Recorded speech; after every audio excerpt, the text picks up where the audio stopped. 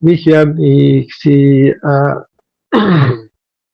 partisë Reform UK, sepse atë kishte kundër kandidatin kryesor, pa përdor gjuhën populiste me një karizmë, me një vokabular të pranueshëm për të gjithë atje, me të vërtetë është freski dhe pashtire që kanë fillu të flitet se starme nesër apo javën e ardhshme do t'jap dërheqje për t'i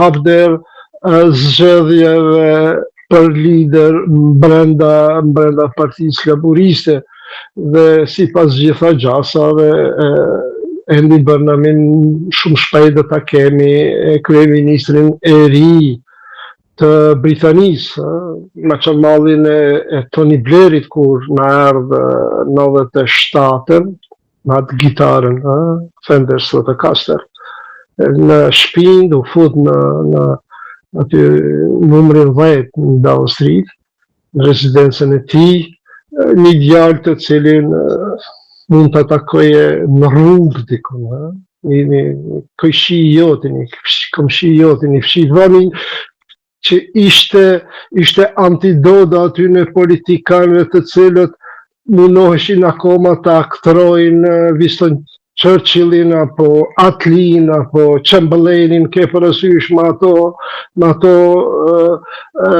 performancat e stërvjetruara. Dhe Tony Blairi filloi me atë Cool Britannia, me Oasis e Blair për Britpopin. Tashti ky edhe pse në një intervistë sikur akoma është në vitet të 80-ta, por ishte i sinqert në mënyrën se si e tha, duhet edhe ky pak si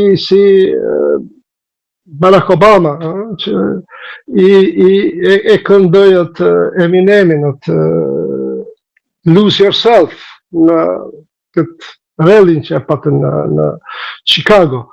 Pa do të jetë edhe më i prekshëm për këto gjeneratat, sidomos gjeneratën Z, por edhe për gjeneratën Alfas. Duhet ta kem parasysh politikanët shumë, të jenë më up to date, më cool me këto kërkesat e gjeneratave të reja. Andy sikur akoma është me indie pop me këto rrymat e viteve të 80. Ashtu u shpreh, kishte një kritikë që e dëgjova nga këta gazetarët e gjeneratës Z. Zëritali, ndërkohë që ju... Po krahasuar me Starmerin, është shumë i pranueshëm. Ndërkohë që ju po bënit analizën për lindjen e mesme dhe për situatën britanik, kemi një reagim të fundit të kryeministrit Edi Rama, edhe duke qenë se jemi në këtë bisedë, po përfitoj për të marrë një mendim për atë që ai thotë për reagimin e fundit, përpara se sa ta mbyllim. Rama thotë ndër të tjera në një postim të gjatë që këtu ka dorë për situatën e sponsor nga Tetova për shqiptarët e Maqedonisë, edhe shqiptarët e Kosovës, po thotë ushtarët e verbër të karvaneve politike nga Prishtina dhe Tetova paraqiten në Tiranë si diasporë.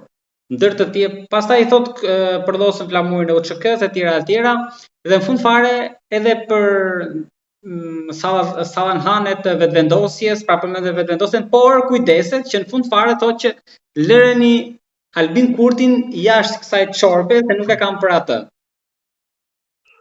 Shiko, edhe njerë ta përsëris, ajo çfarë po ndodh në Tiranë do të ketë impakt gjithëkombëtar. Prandaj janë të interesuar edhe qytetarët e Tetovës, të cilët nuk janë të kënaqur me politikanët shqiptar të Maqedonisë, i ke edhe këta të Kosovës të cilët duan ndryshime, sepse po ndryshoj. Kur thoni ndryshim kombëtar, që çfarë formati do marrin? Po, unë atë e thash dhe edhe njëherë po munona me theksu rëndësien.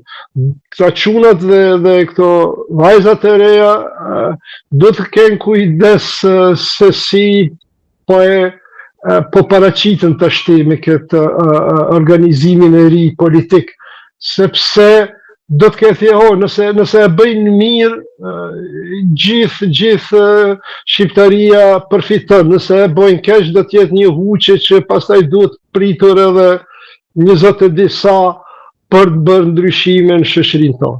Pa, unë këtë ndryshim po e shoh ndryshimin e viteve 60, ajo Beatlemania, kur e tronditi shoqërinë britanike dhe pastaj edhe kjo puna e Tony Blairit që edhe tash të kemi këtë Andy Burnham. Pa, nuk bëhen këto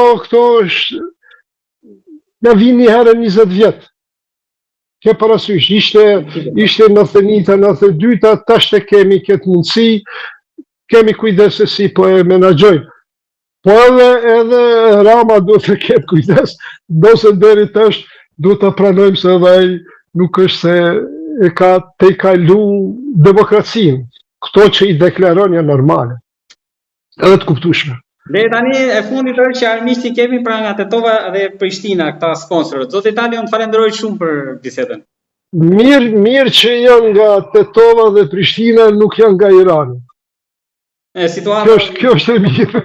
Dhe javës tjetër besoj se do kemi të reja tjera. Unë të falenderoj. E kemi betejën e Kosovës, duhet ta diskutojmë, sepse në këtë diskursin tonë është një kuptoj këta historianët e shqiptarë të ish Jugosllavisë, qofshin nga Kosova apo të tjera, por kur i ndëgjoj historianët nga Shqipëria londineze që bëjnë gara se a morëm pjesë edhe ne shqiptarët, a ishim 30.000, 20.000 e të tjera, nuk ka asnjë dokument për betejën e Kosovës.